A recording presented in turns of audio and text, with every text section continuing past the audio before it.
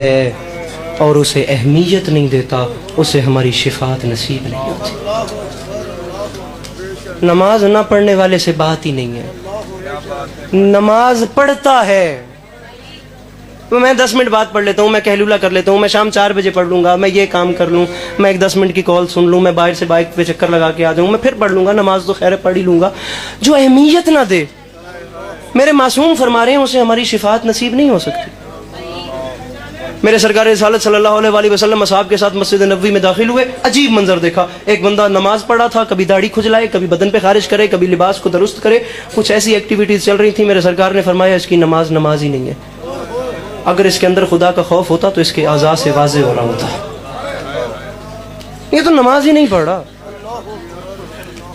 خدا سجدے، خدا کے سجدے سے اچھی جگہ ہی کوئی نہیں ہے اپنے آپ سے باتیں کرنے کے لیے، خدا سے باتیں کرنے کے لیے۔ سجدہ ایک ایسی جگہ ہے، میں خدا زیادہ بول رہا ہوں تو اس پہ معذرت چاہتا ہوں، میرے بعد تفصیل سے آپ کو انشاءاللہ یہ مضمون سنایا جائے گا۔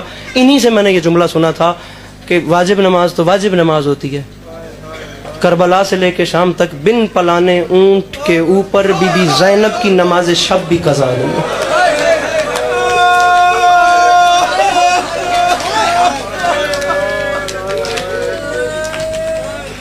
بابا جی بلکہ آگے چلتے ہیں تھوڑا، اب میں نماز کی عظمت میں ہی مصائب کے جملہ اسی پہ سلام کروں، بنتا ہی نہیں ہے کہ میں کوئی زیادہ مصائب پڑھوں۔ شام غریبہ، مشتاق جی سہمے ہوئے یتیموں کو سلا کے میری مخدومہ نے نماز شب پڑھنے کا ارادہ کیا۔ شام غریبہ تھی، سہمے ہوئے یتیموں کو سلایا اور نماز شب پڑھنے کا۔ خدا کی قسم ہم لوگ ٹریجڈی میں جی رہے ہیں، ہم لوگ المیہ میں جی رہے ہیں، حسین علیہ السلام کی قسم۔ بڑا مان ہے نا ہم لوگوں کو کہ جی ہم جائیں گے قیامت میں اور ہمیں مولا بچا لیں گے، بڑا ہمیں مان ہے کہ ہم قبر میں جائیں گے اور ہماری قبر میں ہمارے سے پہلے ہمارے مولا کی کرسی لگی ہوگی۔ وہ میری قبر میں آئیں تو ان کا کرم ہے، وہ کریم ہے، وہ کر سکتے ہیں۔ علی عباس عسکری سوچے کہ میں ہر وہ کام کرتا ہوں جس سے مجھے میرے مولا نے روکا ہے، جھوٹ میں بولتا ہوں، سنتا میں وہ ہوں جس سے میرے امام نے روکا ہے، دیکھتا میں وہ ہوں جس سے میرے امام نے روکا ہے، اور پھر میں یہ سوچوں کہ میں قبر میں جاؤں گا اور امیر المومنین میری قبر میں آئیں گے۔ امام علیہ السلام سے دھوکا، اپنے آپ کو دھوکا ہے۔ میں نے 2 مہینے نجف اشرف حوزہ علمیہ میں گزارے ہیں، میرے اپنے والد کے پتہ نہیں کتنے وہاں پر شاگردان پڑھے ہیں۔ مولانا عمران انصاری اگر ویڈیو میں دیکھ رہے ہوں گے، یہ جھولی پھیلا کے میں ان کے حق میں دعا کروں، نجف اشرف میں رہتے ہیں، مالک ان کو فیملی کے ساتھ آباد و شاد رکھیں۔ مولا کے حرم پہ بیٹھ کے اس نے مجھے ایک عجیب بات بتائی، خدا ابھی تک 2 سال گزر گئے، میرے اندر اس بات کا اثر ہے۔ اس نے کہا تھا قیامت کا دن اتنا کراہت والا دن ہوگا، سورج سوا نیزے پہ تو نہیں ہوگا لیکن اس کی حدت اتنی ہوگی، اتنی شدت ہوگی کہ لوگ اپنے ہی پسینے میں ڈوب کے غرق ہو رہے ہوں۔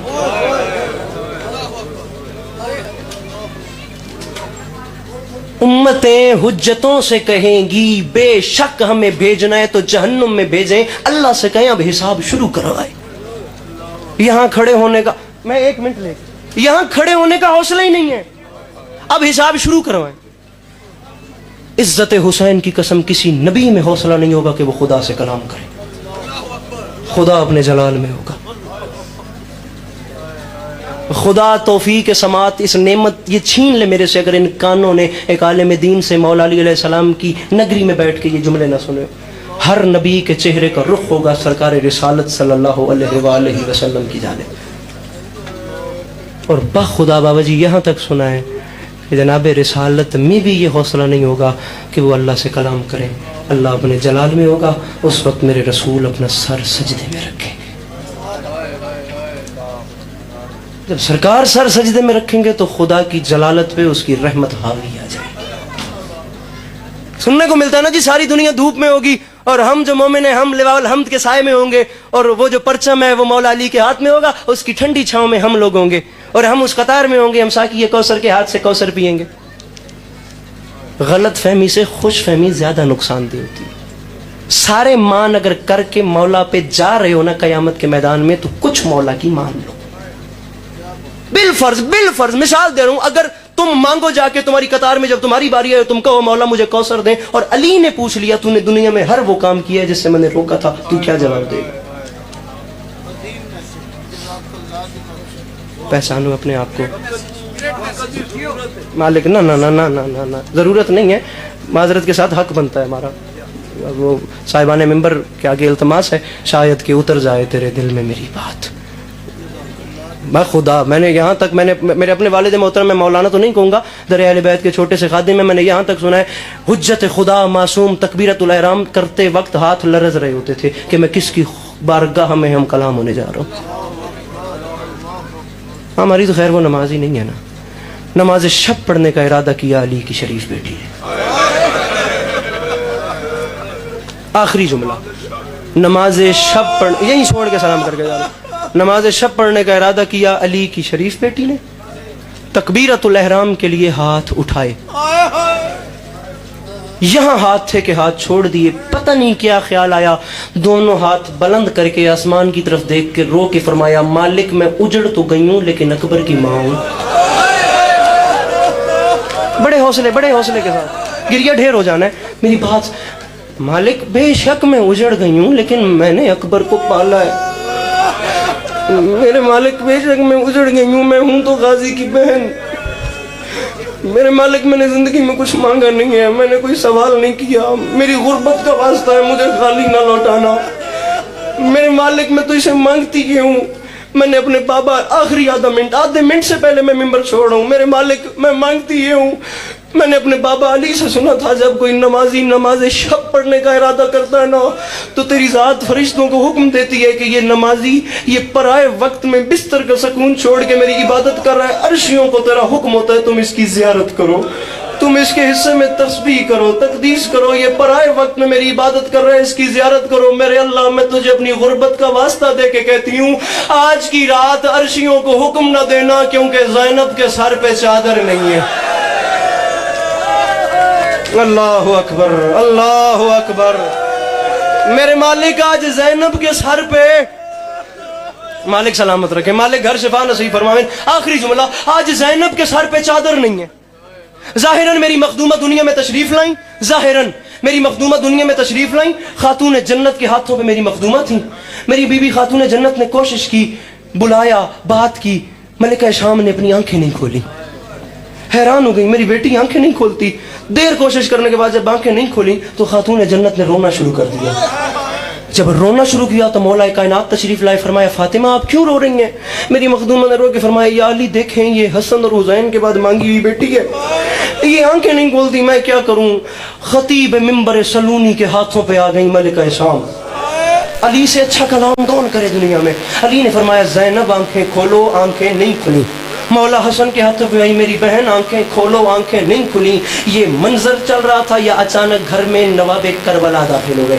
عجیب منظر دیکھا، پورا گھر نوحہ کناں بنا ہوا تھا. میرے مولا چلتے چلتے ماں کے پاس تشریف لائے، ماں کی آغوش میں تشریف رکھی اور ننھے ننھے ہاتھ باندھ کے کہا ماما اماں آپ سب کیوں رو رہے ہیں؟ ننھے ہاتھ باندھ، وہ بندہ سر نیچے کر لے جس نے ماتم نہیں کرنا. اماں روتی کیوں ہے؟ میری مخدومہ نے رو کے فرمایا حسین میں کیا کروں، میں نے کوشش کی، تمہارے بابا نے کوشش کی، حسن نے کوشش کی، بہن آنکھیں نہیں کھولتی. قرآن کی قسم ایک حسین بادشاہ نے جملہ کہا اور تاریخ میں جملہ درد کے حوالے سے تاریخ سمیٹ کے رکھتی. نہیں آنکھیں کھولتی، سب نے کوشش کی ہے. فرمایا سب نے کوشش کی ہے، آنکھیں نہیں کھولتی. چیخ نکلی حسین کی، ننھے ننھے ہاتھ باندھ کے کہتے ہیں اماں آپ امیروں کو کیا پتا غریبوں کا مزاج کیا ہوتا ہے. اے اماں آپ امیروں کو کیا پتا غریبوں کا مزاج کیا ہوتا ہے. میری بہن میرے حوالے کرے. بہن کو اٹھایا ایک کونے میں تشریف لگائے، رو کے فرماتے ہیں زینب میں تمہارا غریب حسین تمہیں غربت کا واسطہ دے کے کہتا ہوں آنکھیں کھولو. میری غربت کا واسطہ، غربت کا بابا جی واسطہ دیا. آنکھیں کھلی، آنسو جاری ہوئے، زبان حال عرض کر رہا ہوں. آواز آئی حسین تو نے واسطہ دیا، میں نے آنکھیں کھول لی، یہ ہے بہن کا ادھار. حسین کبھی بہن قرض واپس مانگے تو آنکھیں بند نہیں رکھنی، حسین پھر آنکھیں کھولنی ہے. آغا جی رکھے میرے سر پہ قرآن، ساری زندگی حسین کو انتظار رہا. بہن نے ادھار واپس نہیں مانگا. بابا جی مانگا کب واپس؟ رکھ میرے سر پہ قرآن. یہاں شام کے بازار میں علی کی بیٹی نے پہلا قدم رکھا. شرابیوں کی بھیڑ تھی. نو کے سنا کی طرف دیکھ کے رو کے فرمایا حسین آنکھیں کھول اور مجھے بازار میں چلتا دے.